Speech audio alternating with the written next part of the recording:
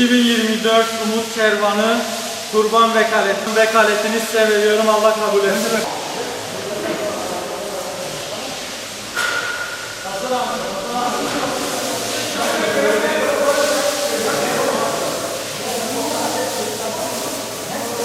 Bismillahirrahmanirrahim. Siirt Umut Kervanı olarak bugün hayır yapan bağışçılarımızın gönderdikleri kurbanları bugün biz kestik. Şu anda kesimler zaten bitmek üzere.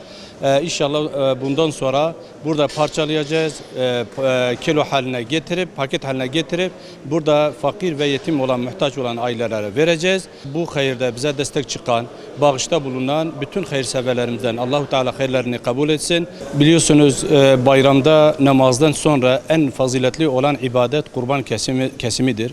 Allah Resulü Aleyhisselatü Vesselam'ın hadisi var bu konuda. Diyor ki sizin namazdan sonra en hayırlı olan amel bayramda gidip kurban kesmenizdir. Biz de bağışçılarımızın verdikleri o kurbanları bugün kestik elhamdülillah ve onların verdikleri bu kurbanları Allah'ın izniyle dağıtacağız ve gerçekten şuna inanıyoruz ki bugün bizim gönderdiklerimiz her ne varsa öbür dünyada kıyamette Allah'ın izniyle karşımıza çıkacak ve o gün belki hiçbir şeyin kıymeti olmayan, değeri olmayan o gün bizim için çok çok değerli bir amel olarak karşımıza çıkacağına inanıyoruz ve onun için bundan sonra da bütün hayırseverlerimizde bu tür yardımlarda bulunmasına çağrıda bulunuyoruz ve tavsiye ediyoruz.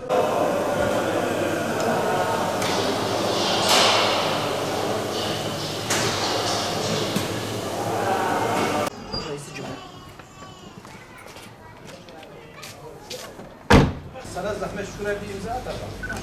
Şunun yerine. Kaya gebede imza bakın hayır var. خدمتون داریم مالا مجید Yap.